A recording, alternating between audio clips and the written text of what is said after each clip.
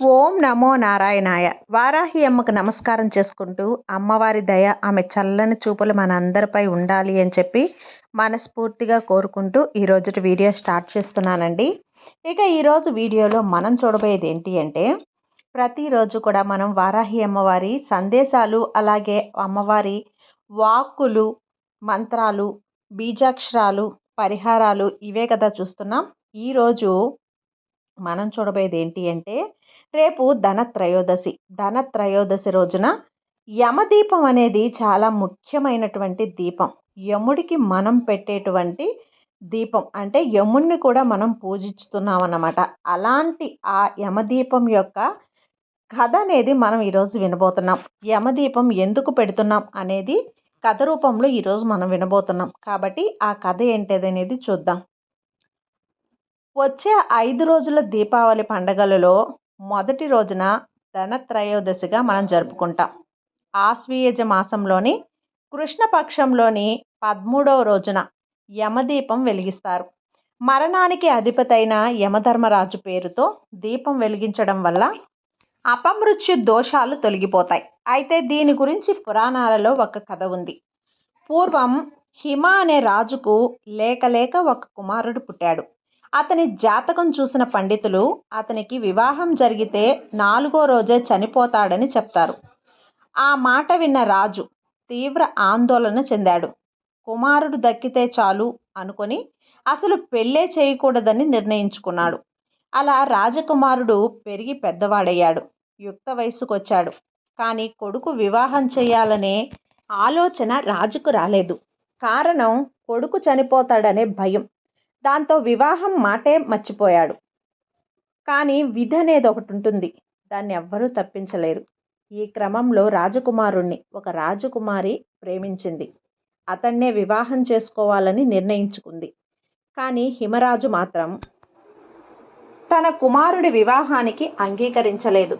వివాహం జరిగితే నీకు వైధవ్యం ప్రాప్తిస్తుంది, నా కుమారుడితో వివాహం అనే మాట మర్చిపోవాలని సూచించాడు. కానీ తన నిర్ణయానికి తిరుగులేదని, తన సౌభాగ్యాన్ని కాపాడుకోవటమే కాదు, మీకు పుత్రసోహం కలగకుండా చూసుకునే బాధ్యత నాది అని నమ్మకంగా చెప్పింది. దానికి హిమవిధిని తప్పించలేం. జరగాల్సింది జరుగుతుంది అని నిశ్చయించుకొని వివాహానికి అంగీకరించాడు. కానీ సదరు రాకుమారిని అందరూ హెచ్చరించారు. కోరి వైధవ్యాన్ని తెచ్చుకుంటున్నావా, అర్ధ ఆయుష్కుణ్ణి పెళ్లి చేసుకుంటున్నావా అంటూ భయపెట్టారు, హెచ్చరించారు. కానీ ఆమె అంగీకరించలేదు. కానీ తాను వరించిన వ్యక్తినే పెళ్లి చేసుకుంటానని, తన భర్తని తానే కాపాడుకుంటానని నమ్మకంగా చెప్తుంది. అలా పెళ్లి జరిగిపోతుంది. 4వ రోజు రాగానే, అదే రోజు ఆశ్వీయుజ మాస బహుళ త్రయోదశి.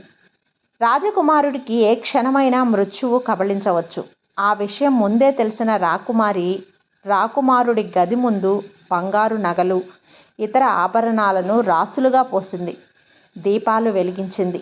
రాజప్రసాదం అంతా దీపాలు, బంగారు వెలుగు జిలుగులతో వెలిగిపోతుంది. అంతేకాదు, సంపదతో పాటు సౌభాగ్యాన్ని ఇచ్చే లక్ష్మీదేవిని స్తుతిస్తూ పాటలు పాడుతోంది. అదే సమయానికి రాకుమారుడి ప్రాణాలు హరించేందుకు యముడు పాము రూపంలో రాజమహల్కు వచ్చాడు.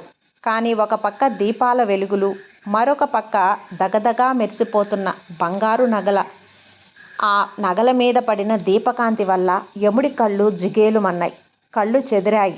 యువరాణి పాటలకు మైమరిచిపోయాడు. కానీ అప్పటికే మృత్యుగడియలు దాటిపోయాయి. దీంతో సమవర్తి అయిన యముడు రాకుమారుడి ప్రాణాలు తీసుకోకుండానే తిరిగి వెళ్ళిపోయాడు.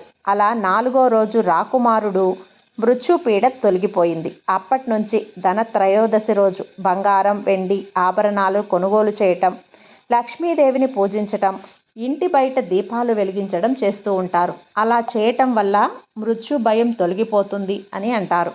అలాగే ఈ ప్రపంచంలోనే మొట్టమొదటి వైద్యుడు ఎవరు అంటే ధన్వంతరి అని పురాణాలు చెబుతున్నాయి. క్షీరసాగర మదనంలో అమృత కలశాన్ని చేతబట్టుకొని అవతరించినటువంటి శ్రీ మహావిష్ణువు అవతారంగా ధన్వంతరిని భావిస్తారు. విష్ణుమూర్తి అనేక అవతారాల్లో ధన్వంతరి స్వరూపం కూడా ఒకటి. ధనత్రయోదశి నాడే ధన్వంతరి క్షీరసాగర మథనం సందర్భంలో అమృత కలశంతో ఉద్భవించాడంట. ఆరోగ్యంగా జీవించడానికి ఉపయుక్తమైన ఆయుర్వేదానికి ధన్వంతరిని అధిపతిగా నియమించాడని చెబుతారు. ధన్వంతరి పుట్టినరోజు కూడా కావటంతో ఆ రోజున ధన్వంతరి ప్రార్థిస్తే దీర్ఘాయుషు లభిస్తుందని చాలామంది నమ్ముతారు. ధన్వంతరిని వైద్యో నారాయణ హరి అని అంటారు. ధన్వంతరి తన 4 చేతుల్లో అన్ని జీవుల ఆరోగ్యానికి సమాచారాన్ని కలిగి ఉంటాడు. అందుకే తనను ఆయుర్వేద పితామహుడిగా భావిస్తారు. ఆరోగ్యాలనిచ్చే ధన్వంతరికి భారతదేశంలో దేవాలయాలు కూడా ఉన్నాయి. గుజరాత్, తమిళనాడు, కేరళ, మహారాష్ట్ర వంటి రాష్ట్రాల్లో ధన్వంతరి ఆలయాలు కూడా ఉన్నాయి.